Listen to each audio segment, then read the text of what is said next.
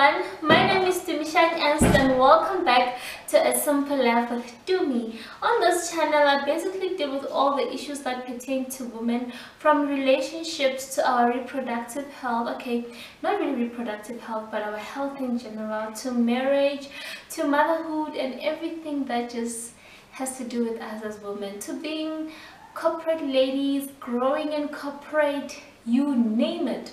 So I really look forward to sharing a lot with you and learning a lot from you as well. So today I'll be talking about a topic that is very close to my heart, and that is the reproductive health of a woman. This is something that's rarely spoken about, and the only time that it's actually spoken about is when they talk about women not having children. But they never talk about things such as fibroids, cysts, period pains, things that we actually go through constantly, and we actually not even getting support about them. So in this video, I really hope to shed some light and awareness on that, and I really hope that our perspective changes and also just becomes more aware of people who are going through such things in our lives and how we can actually support them. Before I go into it, please remember to subscribe to this channel. You press that red button somewhere over there. Please just press that button, and next time I have a video, you'll be the first one to know. Obviously, there's something called a notification bell that you can press it to, so that next time YouTube tells you that, you know what, this girl has a new video out. So now let's just get straight into it. So I'm gonna start my story back when I was 13. That's when I got my first period. I think I was actually 12, not 13, because I was still in grade 7 in primary school.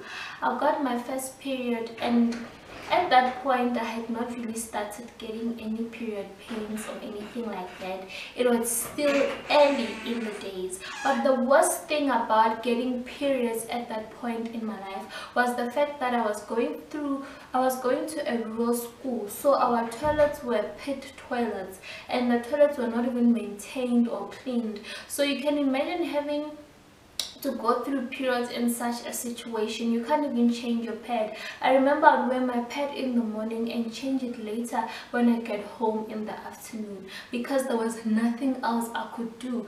Then during those days when we pee, we would literally pee outside the toilet. So imagine now having to change your pad in front of those grade 1s, you know, because you pee outside the toilet, you just hide so that people don't really see you naked, or you just position yourself so that people don't really see you naked. But that's how we used to do things. So you can just imagine going through that and being on your periods, how difficult it was. So this is just also for me to raise an awareness to our government, and also people who can help set schools back in Limpopo and other areas, that, you know what, there's schools like that don't really have a good toilet system, and children go through the most because of such toilets. I remember there was even a time when a grade 1 fell into one of our toilets back when I was in primary school. It is so sad, guys, like it's really sad. So on top of that, at that point, I just want to tell you that I did not really have any period pains. So yay, that's good. Then I moved to high school the following year. I think I was 13. At that point, my periods, I think they stopped for like 3 months or more.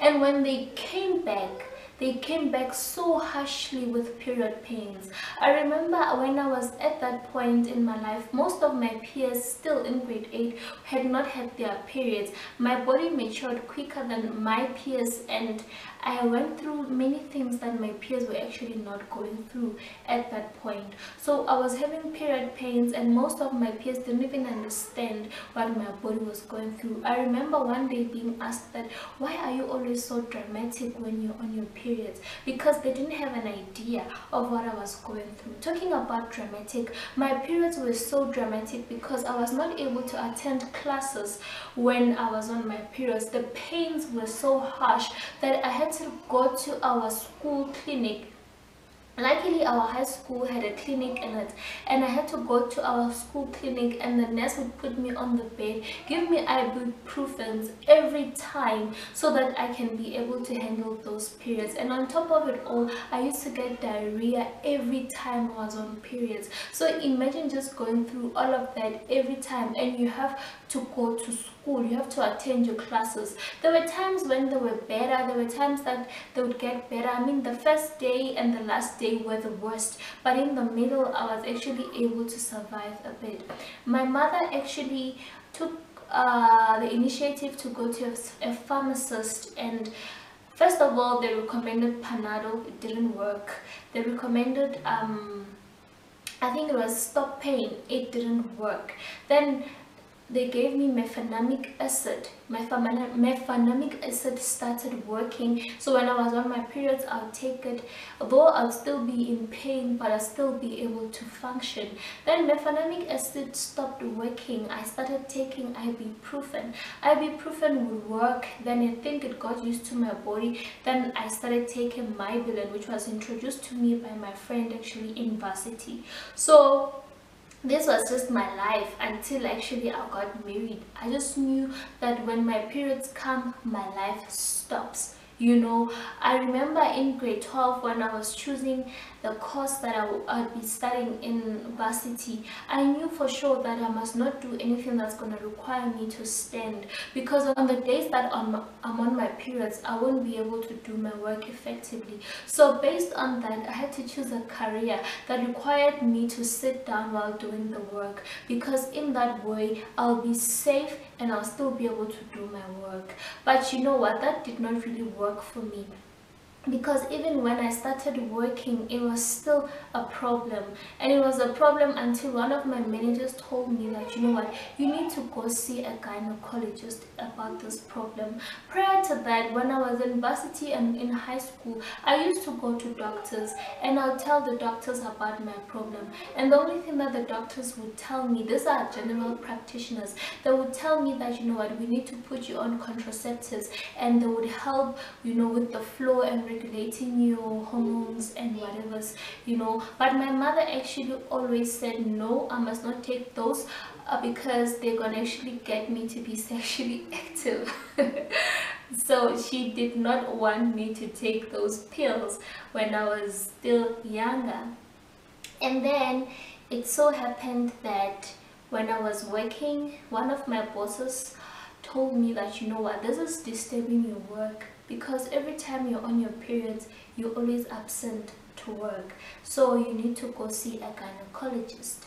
And I did go to a gynecologist, and the gynecologist found out that I actually have fibroids in my womb, and I also have cysts. And she also said she suspects that I also have something called endometriosis, but this was only going to be confirmed if she does something called laparoscopy, which is an operation where they just like open you on the sides and on your side, on the sides of your womb, and just underneath the your belly button, and they check if it's there or not. So they insert a tube and then they check. So I had to go through that operation. And at this point in my life, when I was going through the laparoscopy, I was actually married. And one of the things that the doctor told me at that point was that I actually won't be able to have children. So you can imagine, you just got married and you're just being told that you're actually not going to be able to have children because of the condition of your womb. But we had faith. I remember my mother-in-law, when I told her that, you know, that's what the doctor said, she said that no, that's not your portion, that's not gonna happen to you. My mom on the other side, I remember she was like, yo, like imagine after these people marrying you and then now you break such news to them. But for me, deep inside, I had peace. You know, it's not something that really bothered me. It's not even something that I even entertained in my head. I remember this was actually a thought that used to bother me growing up, because I knew that I had such period pains that nobody understood what I was going through, that I always thought, you know what, I probably won't be able to have kids.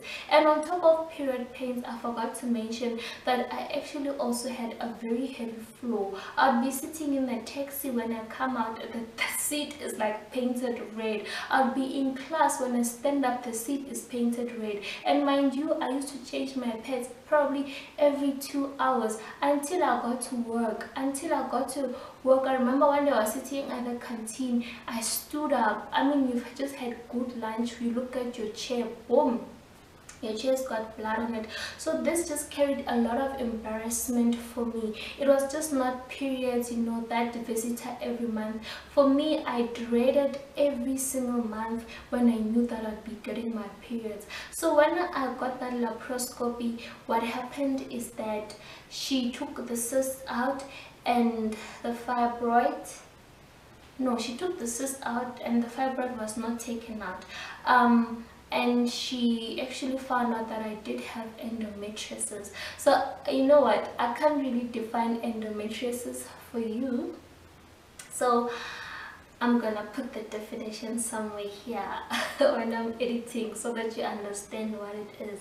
But it's actually something that it keeps coming back. You have to go through the operation, especially if you want to keep having children. I remember Tia Mori, actually, she did say in her video that for her first child she had to go through the operation and her second child, and there's a type of a diet that she follows just so that she can be able to regulate her body not to develop that endometriosis. Luckily for me, I went to that operation, and after the operation we were able to conceive. It was not even that planned, I can say that. It just happened.